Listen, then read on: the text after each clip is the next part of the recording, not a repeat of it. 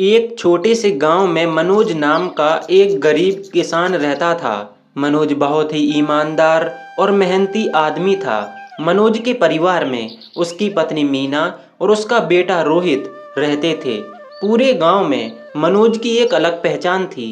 मनोज का एक छोटा सा घर था जिसमें सभी लोग रहते थे। मनोज का जीवन हमेशा कठिनाइयों से भरा हुआ था। उसके खेत में जो भी थोड़ा बहुत अनाज होता उसी से पूरे परिवार का खर्चा चलाता था।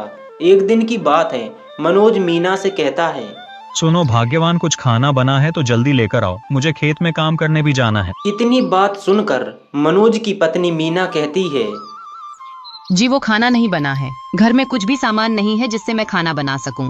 मैं यही सोचकर घबरा रही हूँ कि बच्चों को क्या खिलाऊंगी, वह भी भूखे हैं, उन्होंने भी कुछ भी नहीं खाया। आप कहीं से भी कुछ इंतजाम करिए। मीना की यह बात सुनकर मनोज मीना से कहता है, चलो ठीक है, मैं कहीं से कुछ इंतजाम करता हूँ। इतना कहकर मनोज अपने दोस्त गोपाल के घर उससे कुछ मदद मांगने के लिए जाता है और मनोज गोपाल से कहता है, और भाई गोपाल, क्या हाल चाल है और सब ठीक तो है ना? हाँ मनोज भैया, सब ठीक है। आज यहाँ कैसे आना हुआ? घर में सब ठीक तो है ना? क्या बताऊं गोपाल, मैं बहुत ही परेशानी में हूँ। मुझे कुछ पैसे की जरूरत है। मेरे घर में एक भी अनाज का दाना नहीं है।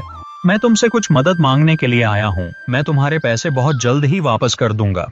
अरे मनोज भैया, आप ऐसा क्यों कह रहे हो? मैं आपके सुख दुख में हमेशा शामिल रहूंगा।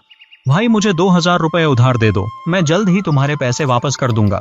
मनोज को 2000 रुपये दे देता है, जिसे लेकर मनोज खुशी खुशी अपने घर आ जाता है और वह अपनी पत्नी से कहता है, सुनो भाग्यवान, पैसों का इंतजाम हो गया है। अब मैं बाजार से कुछ सामान और अनाज खरीद कर लेकर आता हूँ।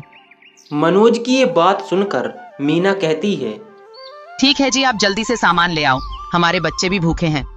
मनोज सामान खरीदने के लिए बाजार की तरफ चल पड़ता है। थोड़ी दूर जाने पर मनोज की मुलाकात गोपाल से हो जाती है। गोपाल मनोज को खुश देखकर कहता है, और मनोज भैया, बहुत खुश लग रहे हो, कहाँ जा रहे हो? अरे गोपाल भाई, मैं बाजार जा रहा हूँ कुछ सामान खरीदने के लिए। अरे मनोज भैया, महंगाई बहुत ज्यादा बढ़ गई है। जो मैंने तुम्हें 2000 रुपए दिए थे, उसके बदले में मुझे अब 4000 रुपए चाहिए। इतनी बात सुनकर मनोज कहता है, अरे भाई ऐसा मत करो, मैं बहुत गरीब हूँ, कैसे 4000 चुकाऊंगा? कुछ तो रहम करो। सुनो मनोज भैया, अगर तुमको पैसा लेना है तो लो, तुम्हें 4000 तो वापस देना ही होगा। अगर तुम्हें मंजूर नहीं है तो अभी मेरा पैसा लौटा दो। यह कहकर गोपाल वहां से चला जाता है और मनोज उदास होकर घर पर वापस आ जाता है और अपनी पत्नी मीना को सारी बात बताता है, जिसे सुनकर उसकी पत्नी कहती है, ए जी, आपका दोस्त तो एक नंबर का धोखेबाज निकला। मैं तो कहती हूँ आप उसका पैसा वापस लौटा दो, हम जैसे तैसे घर का खर्चा चला लेंगे। अपनी पत्नी मीना की बात सुनकर मनोज मीना से कहता है, तुम ठीक कह रही हो मीना, मैं अभी जाकर उसका पैसा लौटा देता हूँ।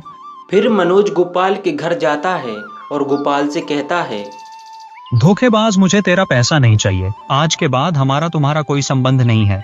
इतना कहकर मनोज अपने घर पर वापस आ जाता है और अपनी पत्नी के गहने बेचकर अपने परिवार का खर्चा चलाने लगता है। दोस्तों, आपको यह कहानी पसंद आई हो तो एक लाइक करके चैनल को सब्सक्राइब जरूर कर देना। धन्यवाद।